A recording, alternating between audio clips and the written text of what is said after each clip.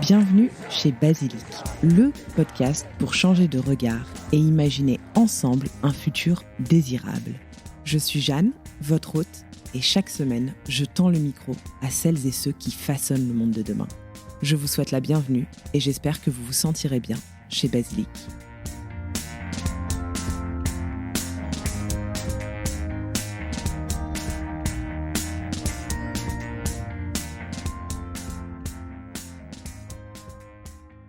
Aujourd'hui, je reçois Salim et pour la toute première fois, au micro de Basilic, nous allons parler de design.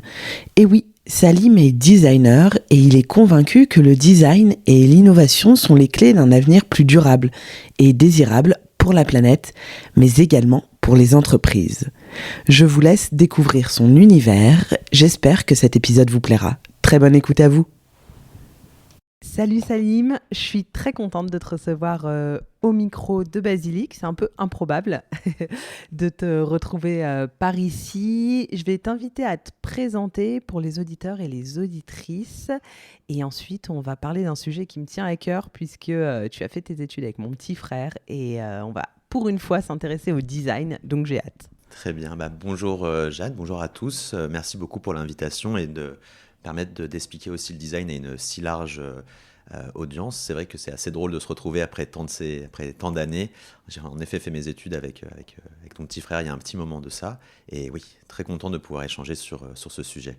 Alors, dis-nous un petit peu ce que tu fais, quel âge tu as, quel travail tu exerces au quotidien, ce par quoi tu es passé avant qu'on rentre dans le vif du sujet. Ouais, alors moi je suis le fondateur d'une agence, un bureau de stratégie et d'innovation par le design. Pour faire simple, on aide les startups et les PME à répondre aux enjeux des entreprises industrielles de demain. Et il y a autant des enjeux d'impact économique que des impacts environnementaux à respecter, que ce soit pour le bien commun, mais aussi pour les entreprises. Il va y avoir de plus en plus le cadre législatif qui va se mettre en place. Donc il faut qu'elles puissent se préparer à tout ça pour se pérenniser et exister encore dans 5 ou 10 ans. Donc voilà ce qu'on fait. Et aujourd'hui, j'ai fondé cette agence Buddies. J'ai fait mes études en France, en Suisse en design industriel. J'ai eu ensuite la chance de travailler pendant une année au Danemark. J'ai pu un peu voyager, San Francisco, et donc du coup avec la Suisse aussi. Et ça faisait le point commun entre ces 3 destinations, c'était qu'en fait le design, il était positionné d'un point de vue très stratégique finalement. On n'était pas sur une couche un peu extérieure esthétique, on allait vraiment en profondeur. Je me suis rendu compte de ça en fait assez bêtement en retournant en France et en voyant le design comment il était vraiment appliqué en France. Et c'est à ce moment-là où je me dis qu'il fallait changer un peu des choses. Et je me suis après formé au Conservatoire national des arts et métiers en management de l'innovation, justement pour pouvoir passer cette étape et d'aller sur des décisions qui soient beaucoup plus stratégiques. Donc voilà. Génial, on va y revenir justement. Avant, j'aimerais que tu nous expliques le métier de designer, parce que c'est un métier un peu fourre-tout, qui est sûrement flou, ça englobe beaucoup de choses. Donc j'aurais aimé que tu nous l'expliques et ensuite sous le prisme de la transition écologique et pourquoi il est indispensable que ce métier s'adapte aussi aux enjeux de demain. Tout à fait. Alors, je vais commencer peut-être par une banalité pour ceux qui connaissent un peu le design, mais le design, c'est surtout pas un adjectif en fait. Ça, on a toujours le tendance à entendre t'as acheté une belle chaise design ou t'as une lampe un peu design. Donc non. Et en fait, ça réduit en fait le design à une notion de beauté, de minimalisme, à des objets qui sont vraiment conçus pour une élite qui coûte très cher. Et moi, c'est pas du tout une vision que je partage. Ce qui est intéressant, c'est qu'en France, ce que je disais tout à l'heure par rapport à mon parcours, on a cette différenciation avec les pays anglo-saxons, notamment sur la compréhension du design. Et la petite blague, c'est qu'en fait, le mot design, c'est une racine qui est très française. Et ça comprend en fait le dessin IN, donc l'acte de dessiner, de concevoir, mais aussi le dessin EIN. On ne va pas dessiner pour dessiner, on va dessiner dans un but. Et ça, c'est quelque chose qui est très important et qui est resté un peu qui est resté très anglo-saxon et qu'on a séparé un peu en France. Et donc pour moi, en fait, le design, c'est un peu une méthode de conception pour anticiper une situation, planifier sa réponse. Et en fait, le design, c'est même un état d'esprit. Aujourd'hui, quand tu m'invites dans ce podcast, finalement, tu as fait un peu du design. Tu avais un objectif, c'est de faire comprendre les bonnes pratiques, d'éveiller un peu sur les enjeux écologiques au plus grand nombre. Et tu as choisi ce moyen, ce podcast, qui a une ligne directrice, qui a un jingle, qui a le son de ta voix, qui a tout ça, qui va dans ce sens. Tous ces choix-là, tu les as pris pour aller dans ce sens-là. On n'a pas un ton chez Basilic qui est punitif, on n'est pas en train de dire attention, ça va pas bien. On est dans l'optimisme. Et tout ça, le logo, le ton de la voix, tout ça, toutes ces questions-là, ça rentre dans ce fameux grand dessin. Donc voilà, moi je vois le design un peu comme une recherche créative face à des problèmes qui sont un peu complexes. Et en fait, le design cherche à répondre à des enjeux. Et ça dépend, après, c'est ça un peu la dichotomie, c'est que chaque designer met ce qu'il veut derrière la notion d'enjeu. Et quels enjeux on va prioriser. Pardon, désolé. Et en fait, en France, on va surtout retrouver beaucoup ce qu'on pourrait appeler des designers auteurs qui vont réfléchir par le côté un peu stylique, les tendances, les belles formes, les belles couleurs. Et ça, pour moi, c'est juste une infime part du design et il en reste encore beaucoup. Et en fait, si on se rend sur des salons comme le salon du meuble à Milan, tu vas voir 1000 nouvelles chaises, 1000 nouvelles lampes tous les ans sortir. Et on rentre dans une logique très consumériste de, en fait, il faut changer le mobilier qui existe dans tel ou tel restaurant. Et en fait, c'est ça, c'est pour pas que les utilisateurs se lassent. Est-ce que c'est vraiment ça le design? Non, moi je suis pas persuadé que ça. Et après, t'as les designers un peu dans la veine, en tout cas que j'ai fondé Buddies, qui répondent aux enjeux actuels, l'urgence climatique, les inégalités sociales, le bien-être commun, la performance surtout des entreprises.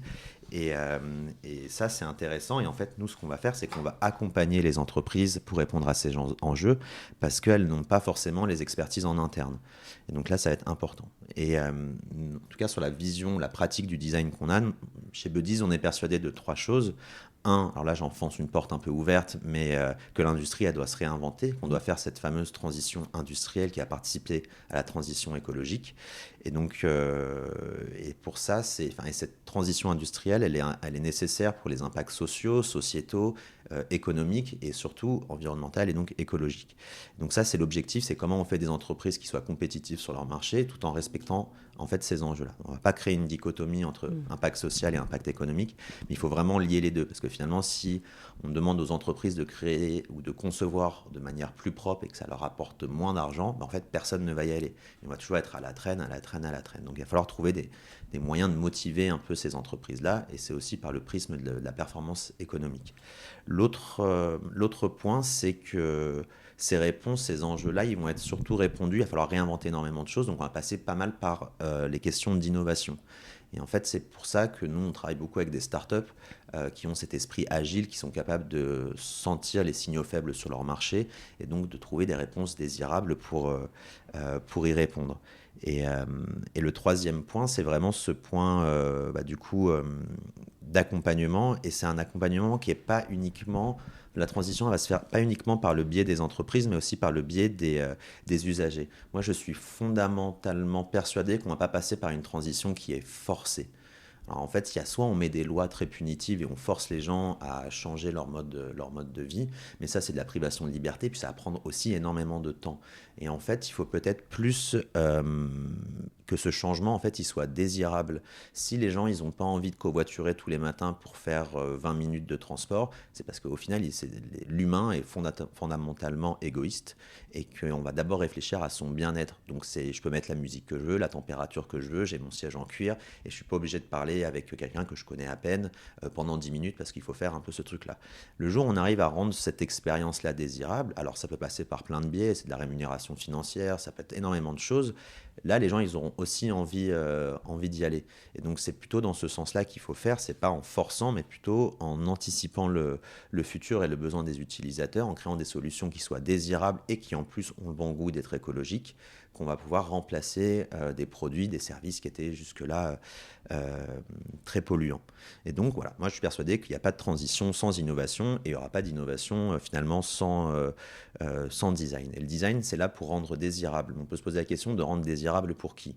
Donc, il y a certes les utilisateurs, comme je viens de l'évoquer, mais il y a aussi, ce que je disais juste avant, il y a aussi pour les entreprises. Parce que si ça ne rapporte pas, si ça n'augmente pas leur notoriété, si ça n'a aucun impact et ça leur coûte que de l'argent, beaucoup préfèrent être punis, hein.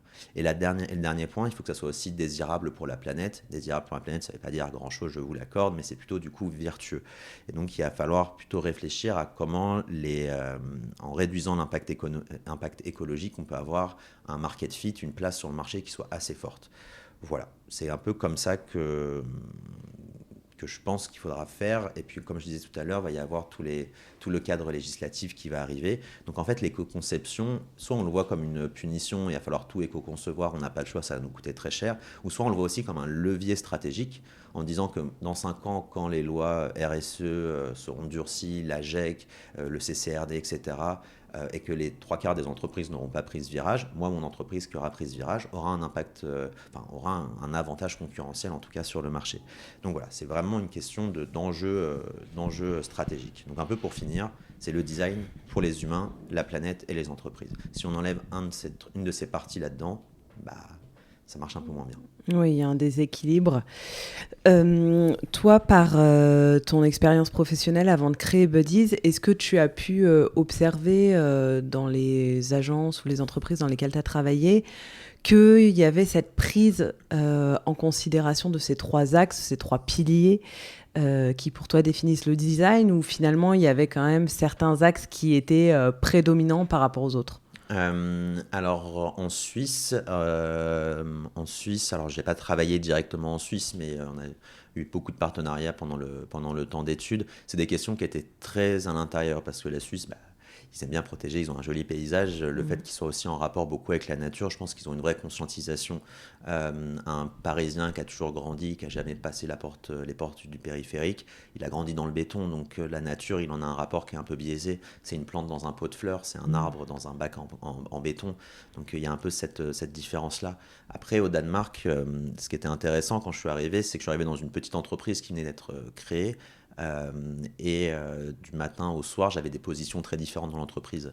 Donc le matin, on avait des décisions très stratégiques sur l'identité, et le soir, il fallait mettre les pièces dans des cartons pour les envoyer aux clients. Donc en fait, du matin au soir, je voyais l'échelle, le haut et le bas de l'échelle, et c'est en fait mon premier pas dans l'entrepreneuriat sans le vouloir, enfin sans le savoir même.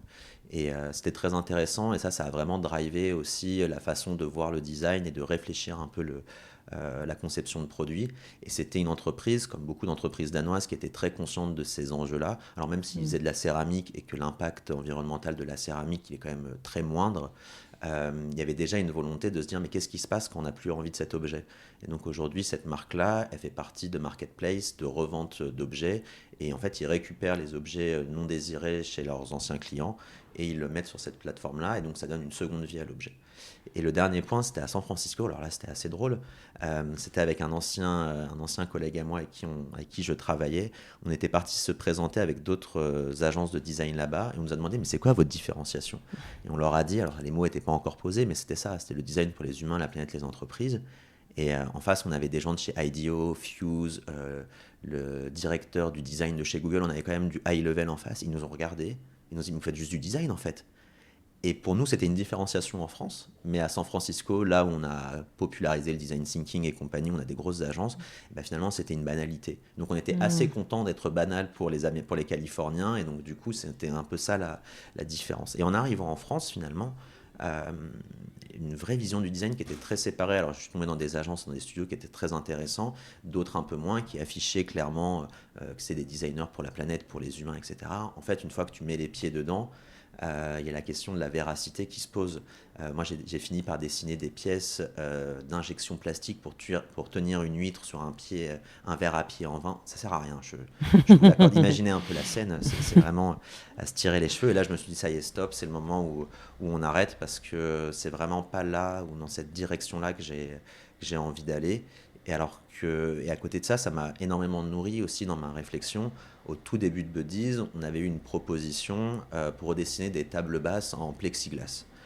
Alors, quand on voyait le chèque qui était, je crois, autour des 30 000 euros au tout début de l'entreprise, je ne vais mentir à personne, ça aurait fait du bien à tout le monde. Mais en fait, c'est un projet qu'on a refusé. Pourquoi? Parce qu'en fait, la fin de vie du plexiglas, c'est quoi? C'est brûler ou enterrer. Il n'y a pas d'autre solution à ça, ça ne se recycle pas, on brûle ou on enterre. Et je me suis dit, est-ce que tu as envie d'avoir sur ta conscience plusieurs tonnes, milliers de tonnes de matériaux qui vont pourrir la planète derrière? Et en fait, il faut aussi, je pense, ça prend du temps, ça ralentit notre croissance à nous, mais il faut aussi pouvoir avoir l'envie de dire non, ça c'est un projet sur lequel j'ai pas envie d'aller, parce qu'on a aussi des valeurs et voilà. Il faut être intransigeant, je te le confirme. Ça prend un petit peu plus de temps, mais je pense qu'à la fin, on sera gagnant. J'en sais quelque chose.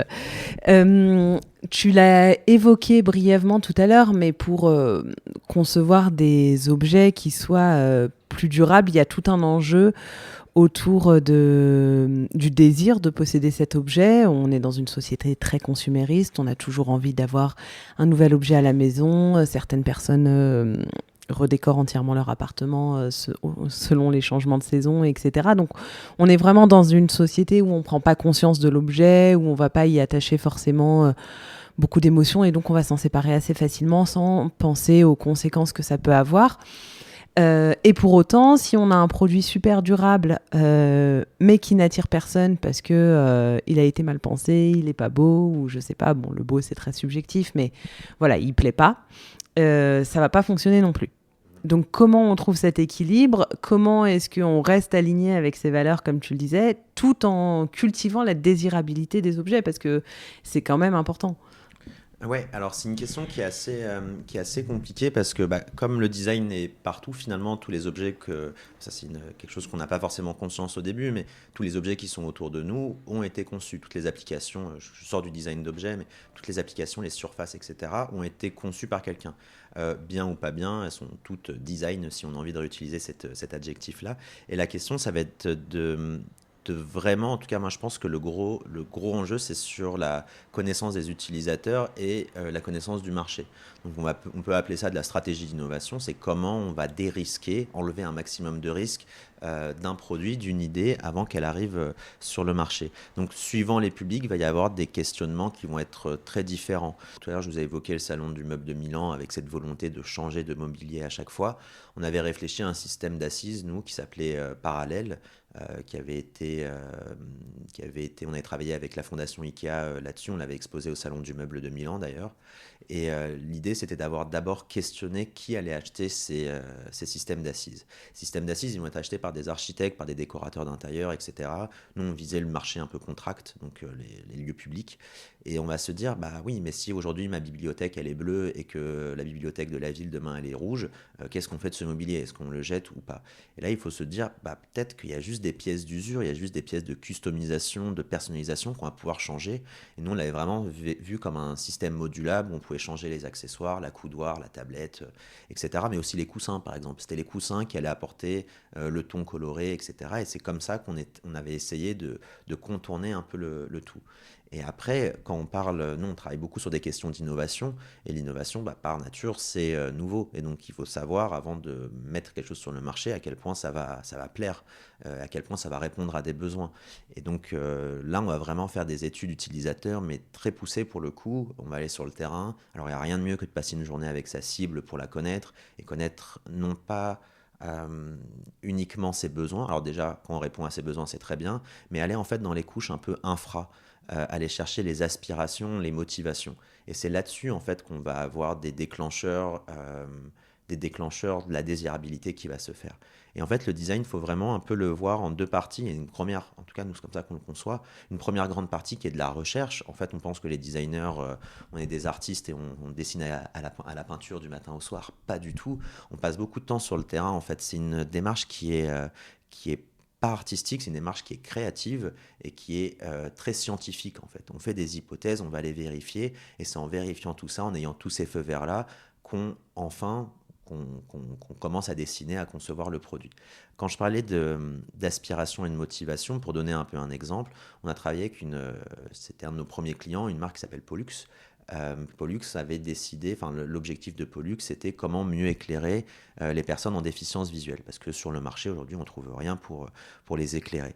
Et ben en fait, en regardant la concurrence, mais surtout en allant interroger ces personnes en déficience visuelle, on a essayé d'aller un peu dans ces couches infra et se rendre compte qu'en fait la stigmatisation, c'était quelque chose qui était très important pour eux.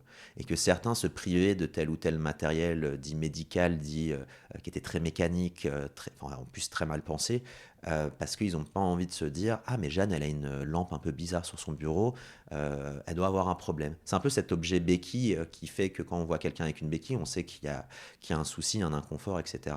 Et ces personnes en situation de handicap, ils ne voulaient pas avoir ça. Du coup, on a travaillé sur une lampe qui était, elle, très domestique, avec des couleurs. On a un quasi blanc, un quasi noir, mais même notre noir, en fait, c'est un bleu très profond. Voilà, on est parti chercher des couleurs, des textures, un look aussi, on va dire, qui va répondre un peu à tous ces critères-là. Et là où on est très content, c'est que d'un point de vue aussi business pour notre client, on est passé d'une micro-niche qui était la niche des personnes en déficience visuelle à un marché de masse finalement, parce que tous on passe énormément de temps sur l'ordinateur.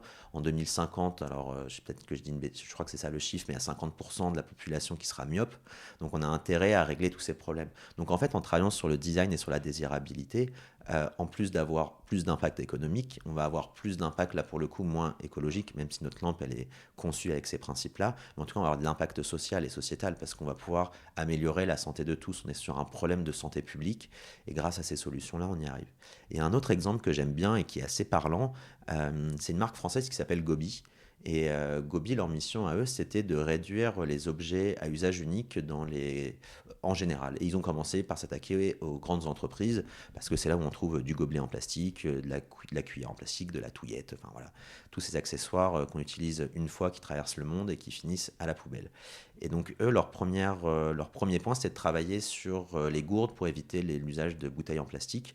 Et ils n'ont pas dessiné l'énième gourde. Je crois qu'il y a assez de gourdes sur Terre pour s'en inspirer. Ils ont dessiné une nouvelle gourde, mais ils se sont dit comment on fait pour que... En fait, nous, notre but, c'est que les gens l'utilisent, cette gourde. C'est pas qu'on leur donne et qu'elle finisse dans un placard. Et donc, ils ont travaillé sur... en fait, on veut que les gens puissent personnaliser. Donc, il y a tout un travail de personnalisation. On peut dévisser le fond pour mettre son nom, un petit mot, des dessins, de la couleur. Il y a des couleurs différentes. C'est offert surtout par les entreprises aux collaborateurs. Donc, c'est un cadeau. Donc, on a envie de l'utiliser. Il y a une valeur d'estime aussi qu'on va mettre à l'intérieur. La bouteille, elle est transparente. Ce qui fait qu'on voit la clarté, la pureté de l'eau. Et donc voilà, ils ont travaillé sur tous ces points-là pour que l'objet soit utilisé. S'ils avaient juste dit on va juste refaire des gourdes, pas sûr qu'ils auraient eu le même impact. Et donc c'est ce côté désirabilité-là qui va aussi permettre à des objets qui ont un impact écologique d'être diffusés et du coup de vraiment avoir leur impact. Plus un objet, ça c'est un constat qu'on a eu, plus un objet qui a des impacts est utilisé, plus grands sont les impacts. Et donc oui, c'est plutôt dans ce sens-là qu'il faut réfléchir. Voilà.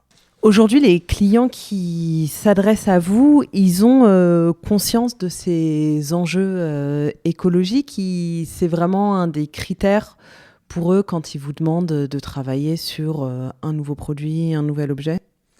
Ça va dépendre de la catégorie, on va dire, et du secteur d'activité aussi des clients. Nous, on a voulu se positionner comme une agence de design généraliste pour accompagner ces entreprises. Et l'idée, c'est aussi pouvoir faire ce transfert de connaissances et pas forcément être bloqué sur un marché. Alors, il y en a beaucoup quand à faire, là on rentre dans les détails un peu de notre prospection commerciale, mais quand tu appelles des gens au téléphone en leur disant vous faites des objets, on voit bien que vous allez être soumis, est-ce qu'on peut vous aider à développer des objets plus vertueux. Pour certains, je ne vais pas être grossier sur un podcast, mais on a des gros mots qui sortent, ça les intéresse pas du tout, parce que eux, leurs clients, ils s'en fichent, et donc voilà. Et ça, c'est un vrai problème. Alors après, il y a toujours le moyen de les attraper en leur faisant un peu peur, en leur disant attention, dans 2 ans, il y a des cadres législatifs qui arrivent, il va peut-être falloir bouger. Mais c'est aussi à nous d'aller... alors ça me fait partie aussi de ma mission, par exemple, d'être aujourd'hui ici pour démocratiser aussi un peu cette pensée, d'aller dans des structures d'accompagnement, des incubateurs, des choses comme ça, pour parler aussi de ce côté désirabilité, de cette dualité impact économique et impact écologique. Et donc, il y a beaucoup de pédagogie à faire. Et après, il faut aussi se tourner vers les bonnes entreprises. Il y a une autre façon pour nous d'avoir de l'impact, c'est de travailler en effet sur des produits qui sont polluants et d'enlever un peu de cette pollution et de les rendre plus vertueux, mais aussi d'accompagner les entreprises dont le but ultime, c'est cette réduction d'impact. Donc on a travaillé avec des deep tech, des clean tech, des green tech et tout le genre de tech qui vont là-dedans. Et en fait, c'est des gens qui, je vulgarise un peu, mais c'est souvent des cofondateurs qui ont 2-3 PhD, c'est des énormes scientifiques, des tronches, comme on dit un peu, et ils n'ont pas forcément ces aptitudes de compréhension du marché, compréhension des utilisateurs. Donc ils ont des produits qui permettent de dépolluer l'air, de trouver des microplastiques, voilà, d'avoir ce genre d'impact ou de faire de la géothermie de rupture, par exemple. Et nous, notre but à nous, c'est je sais pas comment expliquer ça, mais un peu de les chouchouter, de faire le meilleur produit possible pour eux, parce que si leur solution, du coup, elle est choisie sur le marché, ça veut dire que les solutions plus polluantes ne le sont plus. Et donc, voilà, c'est comme ça. Comment on va faire quand une biotech avec qui qu'on a travaillé, leur idée c'est de dépolluer l'air avec des microalgues. Bah, aujourd'hui, si on pose leur prototype chez des gens ou dans des entreprises, il n'y a personne qui l'achète parce que c'est une boîte noire et que la techno elle marche, mais la désirabilité elle n'est pas là. Mais si on commence à se dire, ok, on va attaquer le B2B, on va attaquer ces grands plateaux d'entreprise en open space, à quoi doit ressembler l'objet pour s'y fondre, pour montrer à quoi il sert, etc., etc. Et plus on séduit de personnes comme ça, plus ils vont l'acheter. Donc il y a un côté de quasi-manipulation, de dire, hey, regardez, ça a l'air cool, mais et si vous le prenez, en plus de ça, il y a des impacts. Mais je ne suis pas persuadé que c'est... comment dire, il ne faut pas montrer un objet en disant il est éco-conçu, parce que là, je pense qu'on se met mal d'étiquette. Il y a un côté très marketing. Alors d'un côté, il y a un côté très marketing. Aussi, c'est une autre façon aussi pour les designers de faire comprendre un peu leur démarche, peut-être. Mais moi, c'est plutôt dans une idée de... Les gens vont de toute façon choisir un objet. Et donc, il faut juste que ce soit un objet qui choisisse le bon et qui soit, en plus, qui ait le bon goût d'être éco-conçu, d'être vertueux, d'avoir des impacts, etc. Donc voilà, c'est un peu ce changement d'esprit qu'on essaye d'avoir. Oui, on en revient à la question de la désirabilité. Il faut que ce soit plus désirable que l'autre. Ouais. On est bien d'accord. Et alors, comment est-ce que vous travaillez ? Parce que j'imagine que vous n'avez pas forcément toutes les connaissances pour analyser, par exemple, le cycle de vie d'un produit. On ne peut pas aujourd'hui penser un objet sans penser... à sa fin de vie, ce qu'on en fera. Est-ce que, tu le disais tout à l'heure pour les tables en plexiglas, on n'aurait pas pu les recycler, mais comment ça se passe en fait ? Comment est-ce que vous travaillez avec des ingénieurs peut-être, avec des scientifiques, et toute cette démarche, est-ce qu'elle est prise en compte à chaque fois en fait que vous initiez une création ? Oui, alors c'est une très bonne question, parce que oui, aujourd'hui, je pense qu'on n'a pas les expertises partout. C'est pas l'objectif de les avoir non plus. Dans certains cas, elles sont très utiles, dans d'autres pas forcément. Donc nous, on a deux gros partenaires qui viennent compléter vraiment ce côté éco-conception. Le premier, c'est des gens qui font de l'analyse de cycle de vie. Donc on loue leur plateforme, et quand on a des besoins, on peut les appeler et être conseillés aussi. Ça, c'est très important, l'analyse de cycle de vie, parce qu'on a tous des a priori en tête. Et on pense tous qu'un tote bag, c'est mieux qu'un sac en plastique. Mais si on commence à faire l'analyse de cycle de vie, je vais me tromper sur les chiffres, mais je crois qu'un tote bag, c'est 60-80 sacs en plastique. Donc, est-ce que c'est moins polluant ? Je ne sais pas. Je pense que, honnêtement, à force de me balader dans des salons, etc., je dois en avoir une dizaine chez moi. Voilà. Si on fait le calcul, le nombre de sacs en plastique que ça fait, c'est pas mal. Pareil, persuadé, ça c'est mon côté un peu souvenir de Suisse, mais j'avais acheté une gourde SIG, qui est un peu l'emblème du design suisse chez eux. Et en fait, quand tu commences à faire l'analyse du cycle de vie de la SIG, l'aluminium, alors celui-là il n'est pas recyclé, mais même s'il l'était, ça demande tellement d'énergie à transformer qu'en fait, tu loupes ce côté impact environnemental, et en fait, tu fais du transfert d'impact. Tu penses l'enlever en ne prenant pas du plastique pour faire une gourde, mais en fait tu le transfères cet impact et tu l'agrandis en utilisant de l'aluminium et en recyclant de l'aluminium, parce que c'est très polluant en fait tout ça. Donc c'est intéressant et c'est important de pouvoir qualifier aussi ces choses-là pour faire les bons choix. Et pour la petite histoire, je crois que la gourde en aluminium, c'est 20 ans de bouteille en plastique ou 15 ans. Sachant que j'en ai déjà perdu 2, je crois que j'ai plus le droit d'acheter 2 bouteilles de ma vie, mais voilà, c'est des choses qu'il faut réussir à conscientiser. L'autre partenaire avec lequel on travaille beaucoup, c'est le bureau d'études industrielles, Pourquoi? Parce que nous, nos connaissances techniques aussi ont aussi des limites. Quand on va faire des moules pour faire de l'injection plastique, il faut avoir toutes ces connaissances-là. Et là où je suis très content, c'est que le bureau d'études avec lequel on travaille, on s'entend très bien avec eux, et il a été fondé par un designer aussi. Ça a le bon goût de vouloir réfléchir du coup aux impacts, et ça c'est très intéressant. Avec eux, on travaille beaucoup sur les questions de recyclabilité, de réparabilité, de durabilité. Comment on fait à la fin pour que tel objet, on peut le mettre en pièces pour pouvoir séparer. Donc voilà, la fin de vie, le cycle de vie, l'impact, on les met très fortement en conscience dans nos productions. Et c'est quelque chose qu'il ne faut pas appeler, convoquer vraiment à la fin. C'est comme le design. En fait, c'est des choses auxquelles il faut réfléchir dès le début. Et en y réfléchissant dès le début, là, on peut vraiment avoir de l'impact. C'est pas une fois que j'ai dessiné ma chaise, ma table, ma lampe, je prends des objets très, très basiques, domestiques, que je me dis, mais en fait, c'est quoi son impact? Nous, à un moment dans notre processus de travail, on a notre cahier des charges, on a fait notre étude de marché, et on va proposer du coup 3 solutions, plusieurs solutions à nos clients pour qu'ils puissent aussi avoir le choix, et puis pour créer le débat surtout. Ça nous permet, les 3 répondent au cahier des charges, mais ça crée des positionnements, un peu de débat. Et on va mettre à côté de ça une grille d'évaluation dans laquelle on va mettre une étude ACV, une étude de réparabilité, etc. Et aussi une étude de coût, parce qu'il faut savoir quelle solution coûte à produire plus cher qu'une autre. Alors c'est ce qu'on appelle du doigt mouillé, on n'est pas très précis à ce moment-là parce qu'on est sur des trucs encore un peu grossiers, et qu'on aura choisi une solution. Là on continuera avec ces outils-là pour continuer à développer. Et ce qu'il faut essayer de comprendre, et ça qui est un peu compliqué, d'ailleurs il y avait un très beau texte d'un designer que j'aime beaucoup qui s'appelle Ettore Sotsas, où il se défendait en disant les designers vous êtes des gens horribles, et lui il a écrit un petit pamphlet pour tout le monde dit que je suis méchant, je crois que ça s'appelle comme ça, pour se défendre. Et en fait il disait, et c'est un point que je rejoins, à la fin nous on reste des consultants. On vient produire une idée, on vient proposer 3 solutions différentes.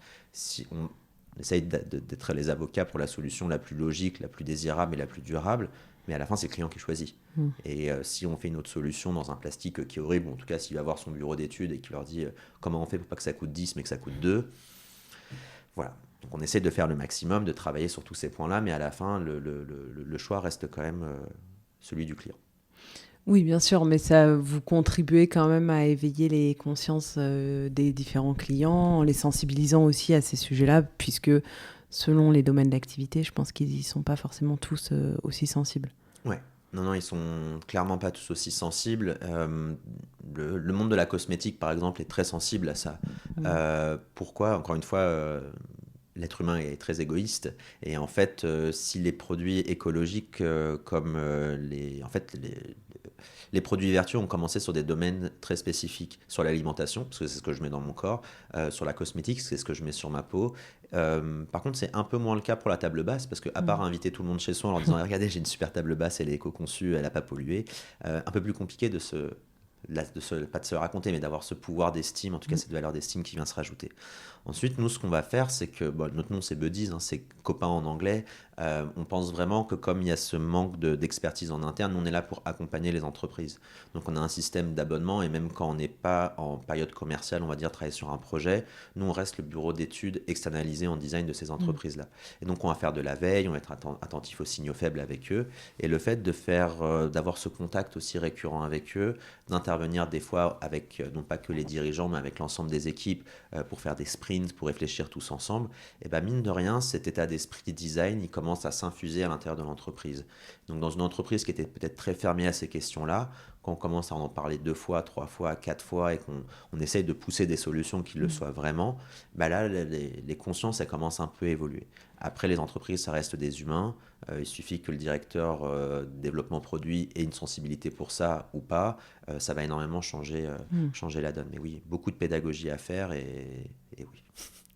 Est-ce qu'il y a des designers qui t'ont inspiré ou qui vous ont inspiré chez Buddies par leur activité, et justement pour cette vision assez complète de l'activité? Ouais, il y en a beaucoup qui nous ont inspirés. La dernière fois, j'étais à une conférence au Big, où Emmanuel Touan, le nouveau président de l'APCI, l'Agence pour la promotion de la création industrielle, c'est l'agence des designers, enfin l'association des designers, on a appelé ça un peu comme ça. Il disait, je pense que Philippe Picot gagnerait à être plus connu que Philippe Stark.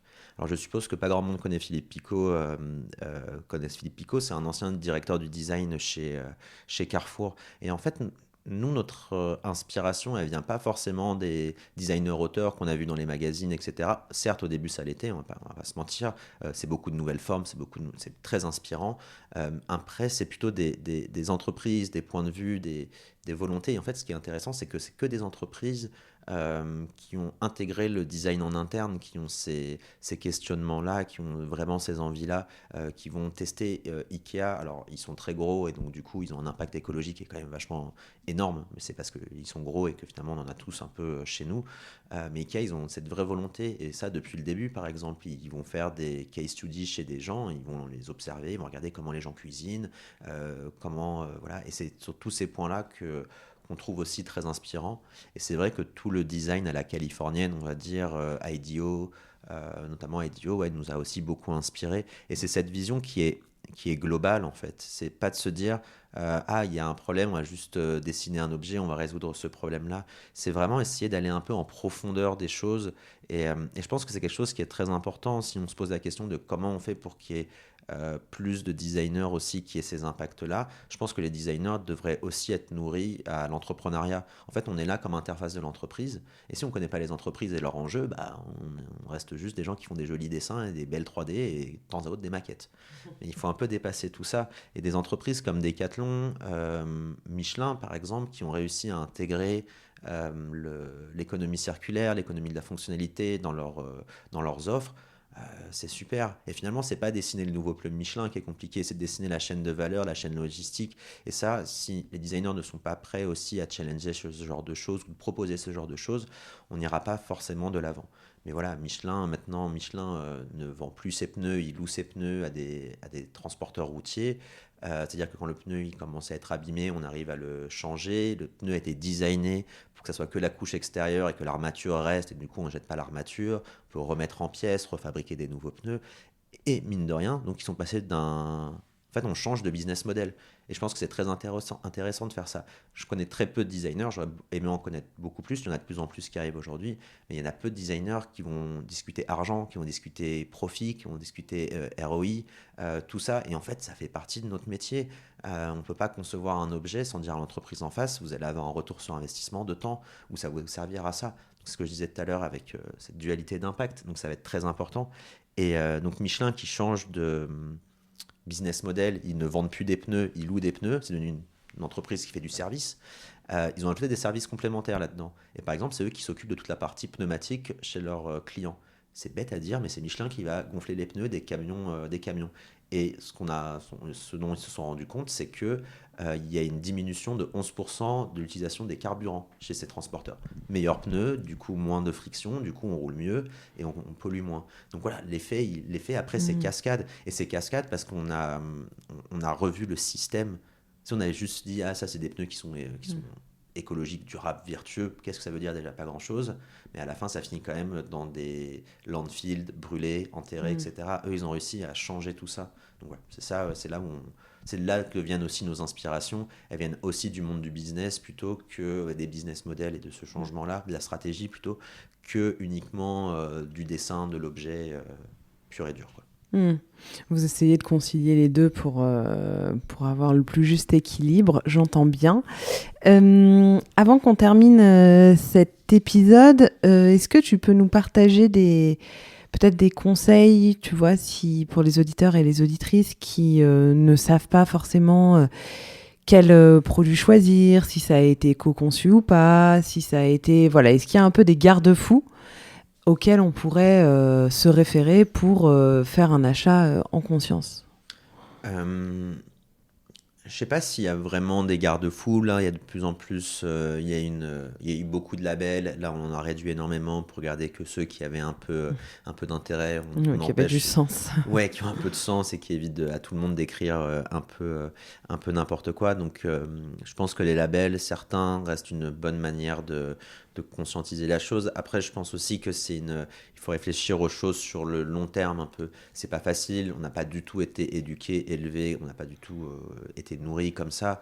Mais est-ce qu'il faut acheter le dernier pull avec des motifs, avec la dernière couleur à la mode, ou acheter une couleur qui est relativement simple, avec une coupe qui est relativement simple? Bon, attention, on va vite arriver dans du communisme où tout le monde se ressemble à la fin, mais c'est pas forcément l'idée. Mais est-ce qu'un truc où un vêtement, on sait qu'il va pas durer plus de 6 mois, est-ce que c'est quelque chose qu'il faut acheter? Est-ce qu'il faut pas acheter des vêtements qui coûtent, je parle vêtements là, mais qui coûtent peut-être un peu plus cher, qui vont durer un peu plus longtemps? C'est pas facile, parce qu'on n'a pas du tout été élevé comme ça, parce qu'on a un circuit de la récompense aussi qui fait que se dire, est-ce que si je l'achète, la planète va peut-être mourir dans 100 ans, mais si je l'achète, je me fais kiffer tout de suite aussi.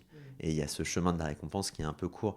Donc non, j'ai pas forcément de guideline là-dedans. Il y a de plus en plus, en tout cas c'est quelque chose qui va arriver, il va y avoir non pas un classement, mais des notes sur les différents objets, sur leur impact, sur leur réparabilité, sur la durée euh, des pièces de rechange, leur disponibilité dans le temps, etc. Et c'est là-dessus, ça va aussi Mm. beaucoup éduquer les gens, je pense. Parce qu'en arrivant dans un magasin d'électroménager qui est très polluant, on va avoir que du F et ça va être tout rouge partout, on va commencer à se poser des questions. Ou il va peut-être préférer du coup de mettre un peu plus d'argent dans un objet qui a peut-être une note de A, de B, parce qu'il est réparable.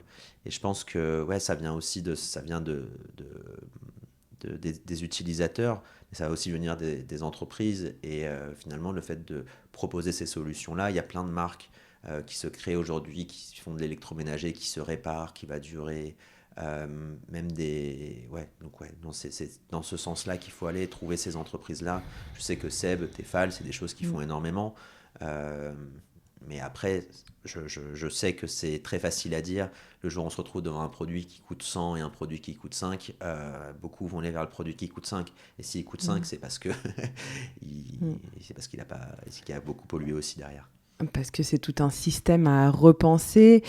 Néanmoins, les Repair Café et tous ces lieux où on accompagne les gens pour réparer leurs objets, je trouve que c'est quand même très intéressant et que ça fait partie de peut-être ces nouveaux métiers ou en tout cas des métiers émergents qu'on pourra voir se développer dans les prochaines années. Et avec cette idée justement d'acheter toujours des objets, si là on reste sur les objets qu'on peut réparer, ça c'est plutôt un bon indicateur, je trouve, tu vois. Ouais, en fait, notre société, je pense qu'elle a énormément évolué aussi ces dernières années. Il y a un livre que je recommande à beaucoup, tout le monde d'ailleurs, c'est L'éloge du carburateur. J'ai plus le nom de l'auteur, mais c'est un prof de philosophie qui est aussi ce qui est marrant, c'est qu'il est prof de philosophie dans les grandes universités américaines, mais il a aussi un garage pour réparer des motos. Voilà. Et c'est ce qu'il dit un peu, c'est qu'en fait nos objets, on n'est plus capable de les réparer aujourd'hui parce que c'est aussi une volonté des entreprises et c'est peut-être une fainéantisme aussi des utilisateurs. Si vous prenez un modèle de voiture qui vient de sortir, vous ouvrez le capot, il y a un autre capot en dessous en fait. Il y a une autre partie que l'utilisateur ne peut pas ouvrir.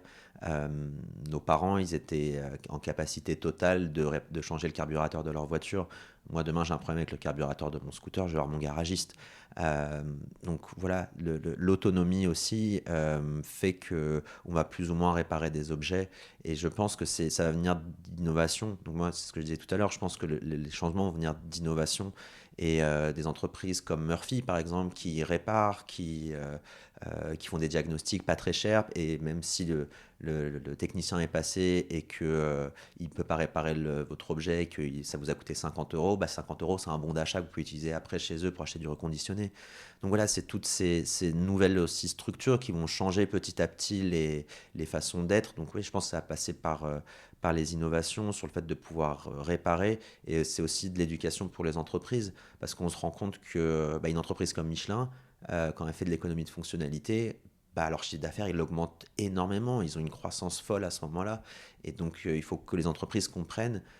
C'est un peu ce qui s'est passé avec les bas nylons. Ils étaient indestructibles et on s'est dit, ouais, mais si on n'en vend qu'une paire par personne qui porte des bas nylons, le business, il n'est pas dingue. Donc, on va plutôt faire un truc qui se déchire dès qu'on souffle dessus. Et donc, on ne va pas en acheter un dans une vie, mais on va en acheter 200. Et je pense qu'en faisant des bas nylons peut-être un peu plus chers et en travaillant sur d'autres points, alors je n'ai pas creusé l'industrie du bas nylon, mais dans beaucoup de cas, en tout cas, ça a été bénéfique pour les entreprises de changer un peu d'état d'esprit et d'aller vers du service, de la location, des choses comme ça. Puis il y a une réelle demande des consommateurs et consommatrices qui ont envie d'être acteurs et actrices du changement, bien évidemment. Merci beaucoup Salim, c'était super intéressant de parler de tout ça avec toi. Merci d'avoir éclairé nos lanternes au micro de Basilic et puis à bientôt. Merci pour tout Jeanne et à tout bientôt. Merci d'avoir écouté cet épisode jusqu'au bout. Si vous êtes encore là, j'imagine qu'il vous a plu. N'oubliez pas de vous abonner à Basilic sur votre application de podcast favorite pour ne louper aucun épisode. Vous pouvez également me suivre sur Instagram et LinkedIn @basilicpodcast pour découvrir les coulisses de tous les épisodes et de toutes les interviews. Et enfin, si l'univers du podcast vous intéresse, alors je vous invite à jeter un œil à basilicpodcast.com. Vous y découvrirez Basilic Studio, la formation que j'ai créée pour vous accompagner à lancer votre propre podcast et surtout le podcast de vos rêves, mais également Basilic Lab, l'agence qui nous permet de créer des podcasts pour des marques audacieuses et des thérapeutes engagés. Je vous donne rendez-vous la semaine prochaine pour un nouvel épisode et d'ici là, prenez grand soin de vous.